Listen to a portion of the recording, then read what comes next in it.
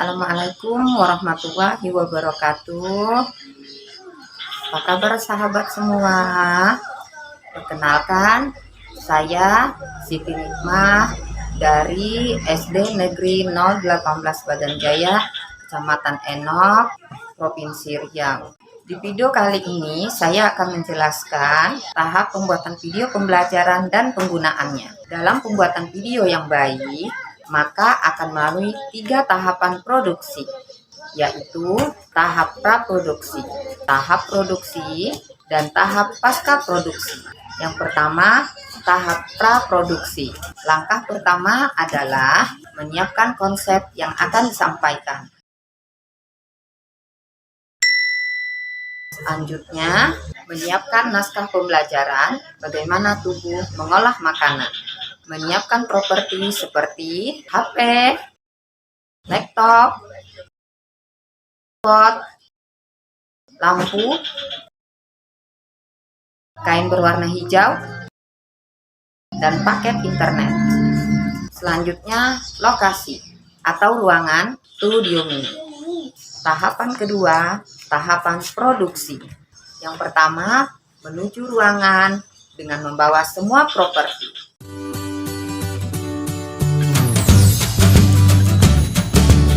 Memasang kain berwarna hijau pada dinding.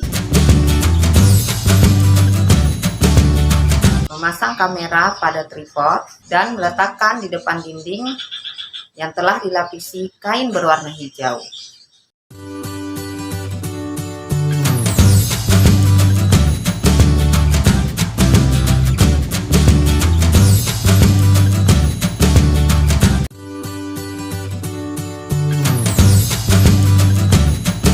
Jangan lupa perhatikan pencahayaan, memperagakan adegan atau narasi yang telah tersedia pada naskah.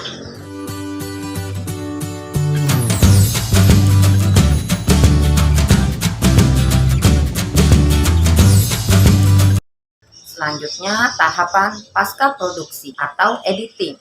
Yang pertama, mendownload aplikasi KineMaster di HP. Mendownload aplikasi pendukung di laptop. Aplikasi yang saya gunakan Photoshop dan Filmora. Mendownload gambar-gambar yang berhubungan dengan materi bagaimana tubuh mengolah makanan di internet. Mendownload video pendukung tentang proses organ pencernaan dalam tubuh manusia di situs berbagi video. Melakukan proses editing menggunakan aplikasi KineMaster serta aplikasi pendukung lainnya di laptop. Mengekspor video yang telah siap diedit, sehingga terciptalah video pembelajaran bagaimana tubuh mengolah makanan. Selanjutnya, mengupload video pembelajaran bagaimana tubuh mengolah makanan ke YouTube pribadi guru mata pelajaran. Guru mengirimkan link YouTube video media pembelajaran bagaimana tubuh mengolah makanan ke WhatsApp grup kelas 5 SD Negeri 018 Badan Jaya, Kecamatan Enok. Peserta didik cukup mengklik link tersebut melalui WhatsApp Group. Peserta didik dapat melihat, mendengar, menyimak, serta memahami bagaimana tubuh mengolah makanan melalui HP mereka secara mandiri ataupun berkelompok, tanpa harus terbatas oleh waktu. Demikianlah tahapan pembuatan video yang saya lakukan. Semoga bermanfaat. Lebih dan kurang saya mohon maaf. Wassalamualaikum warahmatullahi wabarakatuh.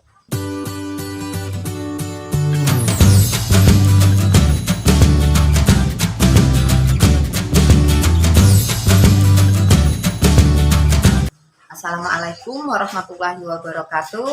Apa kabar anak-anak ibu semua? Pada video kali ini, ibu akan menjelaskan mengenai sistem organ pencernaan makanan pada tubuh manusia. Salah satu ciri makhluk hidup adalah memerlukan makanan.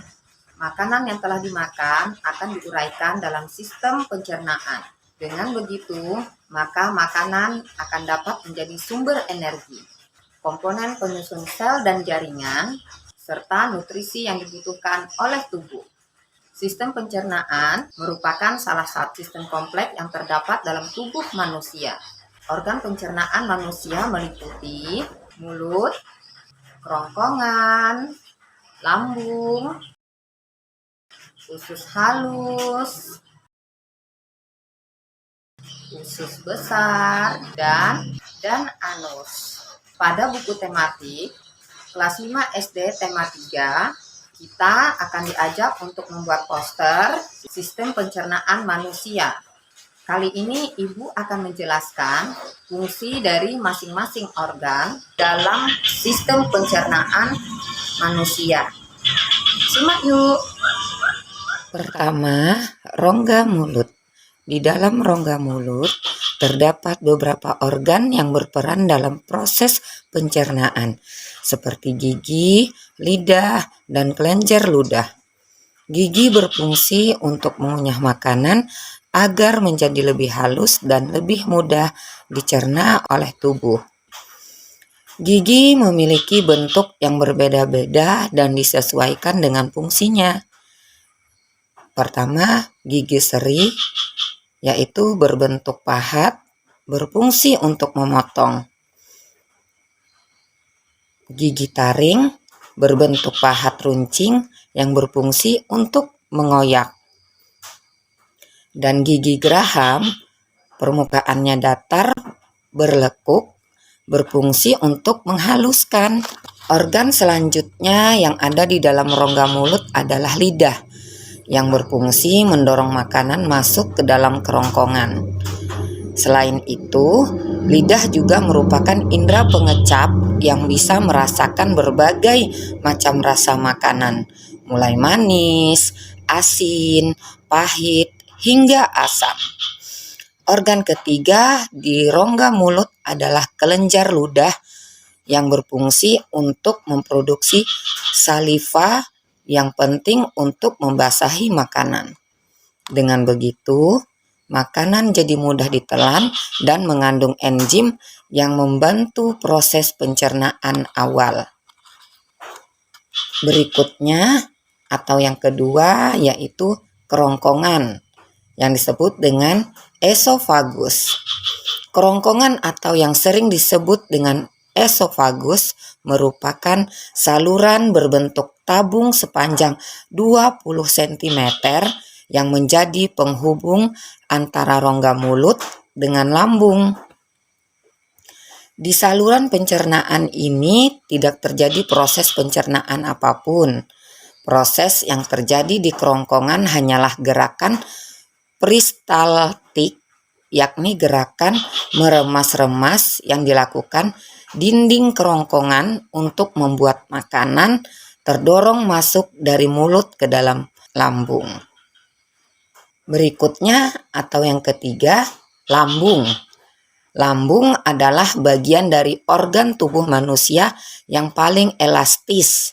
Lambung berbentuk seperti kantung besar dan terletak di perut sebelah kiri. Di dalam lambung, makanan mengalami pencernaan secara mekanis dan kimiawi. Pencernaan mekanis dilakukan oleh dinding atau otot lambung yang meremas dan mengaduk makanan. Pencernaan kimiawi dilakukan oleh getah lambung yang dihasilkan oleh kelenjar getah lambung. Getah lambung mengandung 3 enzim, yaitu pepsin, renin, dan asam klorida. Enzim pepsin berfungsi untuk memecah protein menjadi pepton, sedangkan enzim renin berfungsi untuk mengedapkan protein susu menjadi kasein, dan asam klorida atau disebut dengan HCl berfungsi untuk mengasamkan makanan dan membunuh kuman yang masuk bersama makanan. Berikutnya atau yang keempat yakni usus halus. Usus halus merupakan usus terpanjang dalam saluran pencernaan karena panjangnya mencapai 6-7 meter. Di dalam usus halus terdapat cairan khusus yang membantu penyempurnaan pencernaan makanan. Usus halus terdiri dari 3 bagian, yaitu usus 12 jari atau disebut dengan duodenum, usus kosong, disebut dengan jejunum dan usus penyerapan disebut ileum. Usus 12 jari memiliki panjang sekitar 25 cm. Usus 12 jari mencerna makanan dengan bantuan getah pankreas dan getah empedu. Pankreas dihasilkan oleh kelenjar pankreas. Getah pankreas mengandung enzim emaliase yang berfungsi mengubah zat tepung atau amilum menjadi zat gula atau glukosa. Enzim tripsin berfungsi mengubah pepton menjadi asam amino. Enzim lipase berfungsi mengubah lemak menjadi asam lemak dan gliserol. Getah empedu dihasilkan oleh hati dan disimpan di dalam kantong empedu. Getah empedu berfungsi untuk mencerna lemak. Usus kosong atau disebut dengan jejunum terletak di antara usus 12 jari dan usus penyerapan. Usus kosong memiliki panjang sekitar 2,5 meter dan berfungsi untuk mencerna makanan dari usus 12 jari. Usus penyerapan atau disebut dengan ileum merupakan tempat penyerapan sari-sari makanan. Permukaan dinding usus penyerapan terdapat ujung pembuluh darah yang menyerap sari makanan yang diedarkan melalui aliran darah ke seluruh tubuh. Berikutnya atau yang kelima yakni usus besar. Makanan yang tidak bisa diserap di usus halus maka akan masuk ke dalam usus besar dan menjadi kotoran atau fases. Usus besar berfungsi menyerap cairan, vitamin, dan mineral dari sisa-sisa makanan yang telah diserap oleh usus halus. Pada usus besar terdapat bakteri yang berguna untuk tubuh bernama E. coli yang membantu proses pembusukan sisa makanan. Proses pembusukan makanan akan menghasilkan kotoran atau fases yang kemudian dikeluarkan melalui anus. Rektum.